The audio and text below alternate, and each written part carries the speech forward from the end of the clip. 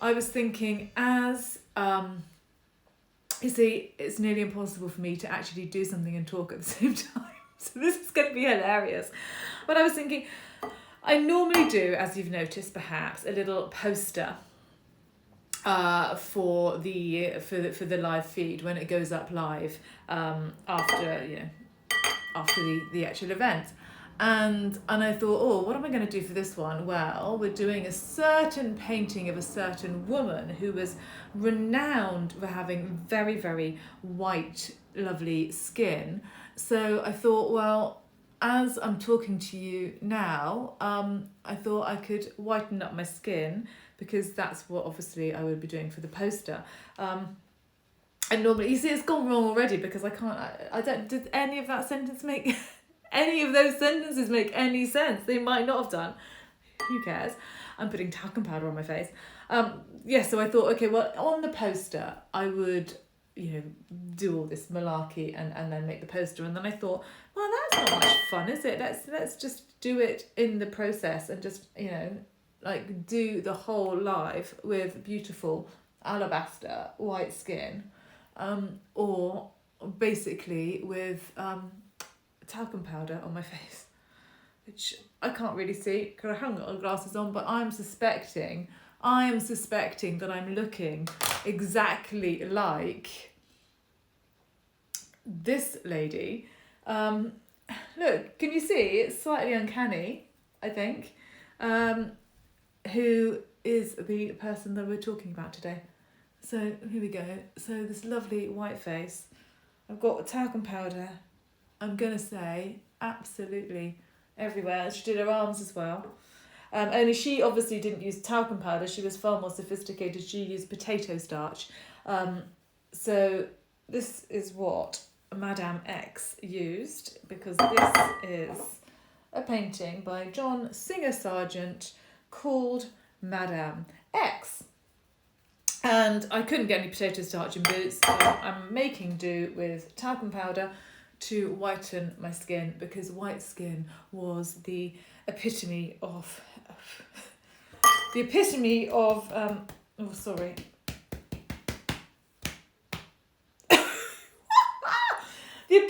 of beauty. The beautiful alabaster skin was the epitome of beauty in 1883, when she half posed for this, story to come, and 1884 when this painting was exhibited. So this is separated at birth. Thank you very much. See, I'm going to leave comments on today because I just kind of feel like it's so yes. We are very similar. Hang on a minute, look. Wait. This is going to be... Oh, I've done that. Sorry, and now I'm telling you half... Oh, you see? I've gone crazy because I've got props and I'm visually telling you the story before I've actually told you the story of what happened. Okay, so... Yeah, right. Madame X, John Singer Sargent, painted or exhibited in 1884, and you'll see my jeans in a minute. I'll show you my jeans afterwards, because weirdly enough I'm not actually wearing a ball gown. I know, I'm very shocking, I know. So exhibited in 1884, and yes, and so this beautiful white skin was the epitome of beauty. I think it helps, doesn't it? And so she did use apparently potato starch to make her skin white, although some people said that she used arsenic as well, that she actually ate arsenic. You can eat arsenic. Anyway, she used arsenic to make her skin whiter. But I don't think that's true. The question is, so we know the artist, John Singer Sargent, who was Madame X. Who was Madame X? So Madame X was, in fact, a society lady. She was like pretty much the it girl of the 1880s in Paris. And she had come over to Paris, as a young, very, I was going to say beautiful. She kind of was beautiful, but in a very unusual way. You know, she wasn't a chocolate box beauty, as I think you can see, quite striking features. But she had quite panache, and she had poise, and she was very sassy, and she had a lot going for her in terms of her personality, and she was brought up in the States. Born and brought up in the States, and her mum, I think, actually was the rather ambitious one, and her mum decided that they were going to move to Paris, and that her young, lovely daughter was going to marry into society, which is exactly what happened. So when she was in her 20s, her real name was Virginie Amélie Avignon. When she was in her 20s, she married a very, very wealthy banker who was, like, I don't know, 25 years or so older than she was. Kind of, yeah. It was an interesting marriage, shall we say, because she was a bit of a live wire. And when she arrived, so then she was mixing in society, as I say, she was a bit of an it girl. And loads of artists said that they really wanted to paint her.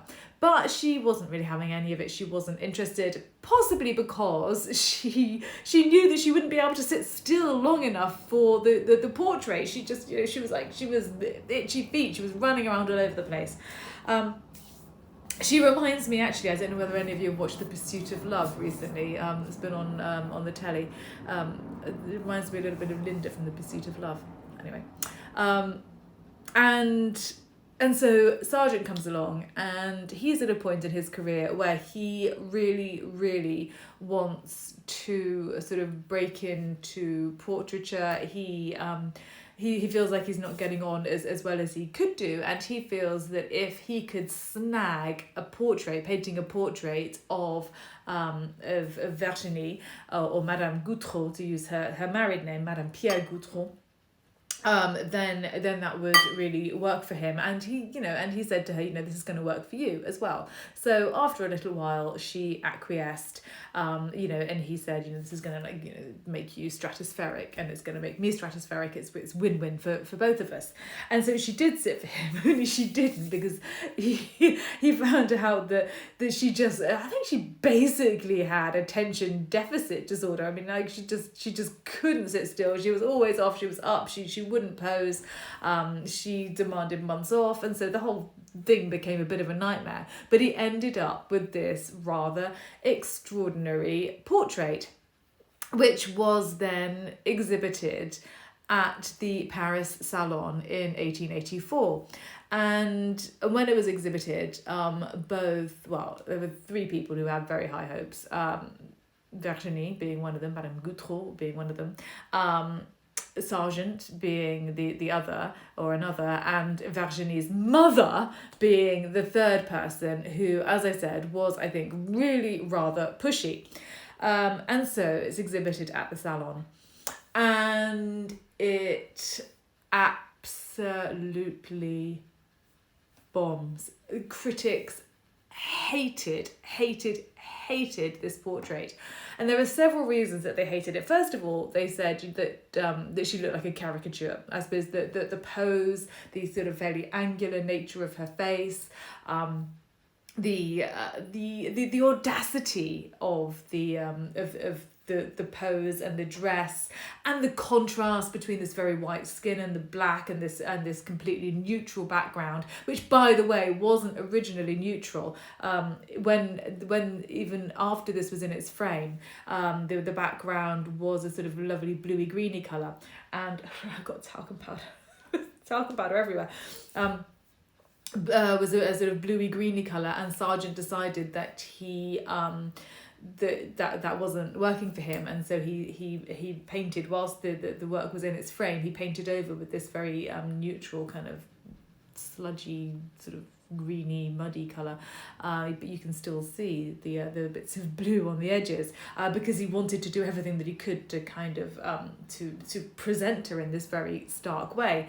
So it was the sort of the starkness, the audacity of the pose, the fact that she's looking incredibly confident. She's not coy. She's a sort of a strident, almost very a woman who's very much in control of herself. And people didn't like that. But what they didn't like more were a couple of subtle things, but that played into their feeling that she was a bit of a loose woman. The first thing was, as I did before, she had her strap down on the right hand side, or the left hand side of the painting as we're looking at it. So it was sort of falling off her shoulder in quite a provocative way. So later on, Sargent changed that. And then the other thing, and she's wearing a wedding ring, which I don't know whether you can see, but the hand, obviously her left hand that's in front of her, she has got a little wedding ring on. But then also they objected somewhat to her headdress. Now I wish that I had a headdress to match hers. I'm going to show you a bit more of a close-up. But look, if you can see, it's a little sort of crescent moon that's on the top of her head. And people loved reading things into things, and they might, because this little headdress is very much associated with a goddess, and the goddess that it's associated with is the goddess Diana. So Diana, if I show you here, so she is over on the left-hand side of the painting as we're looking at it. Let's do a close-up. So this is a Titian from the 1550s, Diana and Actaeon. Oh my God, amazing painting. I think it's still in the National Gallery in the exhibition at the moment before it moves. But you can see what Diana has on her head, can you, as a headdress. So Diana was the goddess of the hunt, goddess of hunting. She was a chaste goddess, which is why she's looking so horrified that she's being disturbed by Actaeon. I'll show you the full painting again in a second. And she is also associated with the moon. So she has this crescent moon on her head.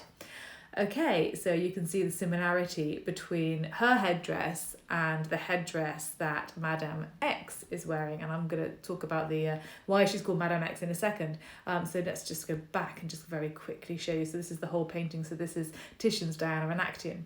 So Diana, goddess of the moon, goddess of the hunt, chaste goddess, wearing this crescent moon headdress. But then how does that translate? Okay, so if you look again at Madame X and her little tiny crescent moon headdress, and then the rest of her, this lovely self-assured woman. Well, okay, so you've got goddess of the hunt and a moon. So basically, I think people felt, and maybe he was, that Sargent was suggesting that Madame X, Madame Guthrie, Virginie, all her names, was going out at night and basically hunting men.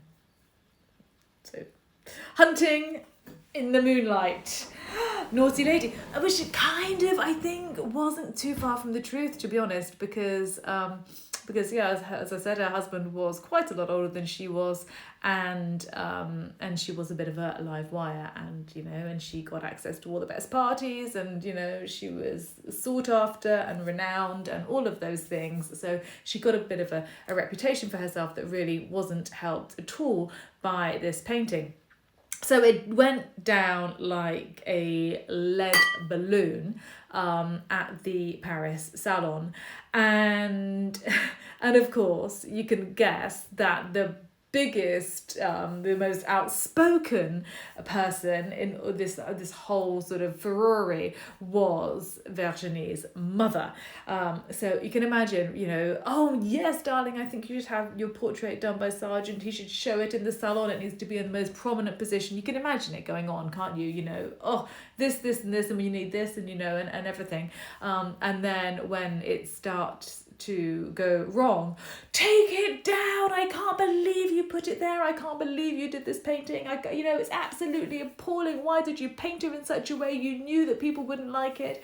And she said, my poor Virginie, she's going to die of chagrin. Very, very dramatic. And it was eventually, not immediately, but it was eventually removed from the salon. Now I keep saying that I'm going to talk about the title of the painting. So it was called, when it was exhibited at the salon in Paris, which, by the way, and the salon in Paris was so important because it would make or break an artist. If works went well, were well received at the salon, then the artist and the model were made, or the artist certainly was made, and if they weren't, then the opposite was true. So yeah, so that's the importance. So the convention was, if you exhibited at the salon, that you would very often not name the sitter of a portrait. So the convention was that she would be called Madame XXX rather than just Madame X. And so that was how the portrait was exhibited. So then it was taken down, and it didn't go well for any of the participants in this portrait. Sargent actually really felt the heat, and he it hadn't propelled his career in the way that he thought it would, and so he upped and left Paris, and that's when he came to London. He kept the painting, so once it was taken down from the salon, he kept the painting, at which point he then changed the offending slipping off strap, and it was in his studio. Actually, there's a picture. There we go. This would be his Paris studio, I think this was possibly before it was exhibited, but you can see, by the way, also how big it is, which doesn't, you can't really get, obviously, from when you're looking at it on a tiny phone, but you can see here how big it is. So there's Sargent in his studio with a Madame XXX. Madame XXX, was also very, very damaged by this. She didn't, as her mother suggested, die of chagrin, but she did kind of go underground for a while, and there were stories that she took all the mirrors off her wall, and that she only went out at night, but not to hunt anymore, just because she didn't want to be seen or mix with anybody. And she never ever regained her status as an it girl. It never went well for her. After that, I don't think she really went into hiding, because she did actually commission 2 more portraits, both of which are a little bit more demure. So that was really the end of her career. So then the sort of postscript to this is that Sargent kept this painting in his studio for about 30 years, until the end of his life, and then just as he was getting older, he decided to bequeath it to the Met Museum in New York. And so he did, on the understanding, I think this was in 1915, so he gave it to the museum, to the Met in New York, on the understanding that they weren't to use Virginie's name. So basically, her real name was Virginie Avegno. Her married name was Madame Pierre Goutreau. She was exhibited at the Paris Salon in 1884 as Madame XXX, as convention dictated. And then when Sargent gave the painting to the Met in 1915, he said, please don't use the sitter's real name. Please refer to her as Madame X, because some years ago we had quite a big falling out. So he kind of acknowledged that despite saying that he was going to make her with this portrait, that he ruined her and ruined himself in the process. So that's why now this portrait is called Madame X. So there endeth the little piece about Madame X, and I'm wondering now whether any of you can think who or what the connection might be between Madame X and I've forgotten the others. What did we do? Madame X. What did we do last week? Oh, candy. So hard-boiled sweets. So maybe hard candy. International climb blue. Anything about blue? Blondes. Ambitious blondes. I'm gonna give you. See, like I'm full of it today. What have I done with this? I'm just gonna make another prop actually while you're thinking about it. Come on, you can do this. I'm gonna make another prop. I don't know how this prop is gonna go because obviously I haven't practiced. There we go. I'm gonna cut that out. I'm gonna take my hair down. Oh, it's got a lot of clips in it. If I could, I would wipe the white from my face, but I can't. Go on, what do you think it is?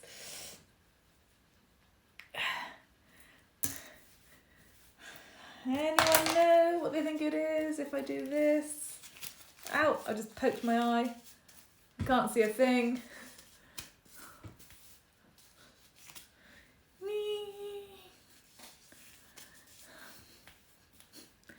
What you looking at? Vogue, do, Vogue. I was born to be a singer. Come on, has someone got it? Mad Madonna, yeah. So what are they all? So they're all... I don't think Madonna had to wear this, did she? Okay. All Madonna albums. They're all Madonna albums. So first of all, we had True Blue. And then we had Blonde Ambition. And then we had... Well, then what do we have then? Hard Candy. And then we have Madame X. I could have sworn you were going to get that. But you didn't. But there we go. Never mind. Dressed perfect for the occasion. Thank you, Varky. Yes, you missed me putting on a little bit of talcum powder to look more like Madame X. But there we go. You thought we were looking for a painting. I never said it was a painting. It's a clue. I said there's something that links all of those things. So there you go. But Lavinia got it after the second one because she is a genius. Anyway, let's turn that off. Choose a different, stop sharing. See, I did my Madonna thing actually when I was a little tiny in the corner, which is probably it's probably a better idea, wasn't it? Let me just show you the eye patch again then quick. There you go, Madonna. Crazy. All right, have a great day, everybody. I'm going to go and just clean up the entire kitchen, which has got talcum powder all over it. Bye. I'll see you next week, where I've started another theme, so we're kind of pivoting on one of the themes that we had this month and going into a different theme. So... Okay, I will see you then. Bye. Thanks for joining. Bye.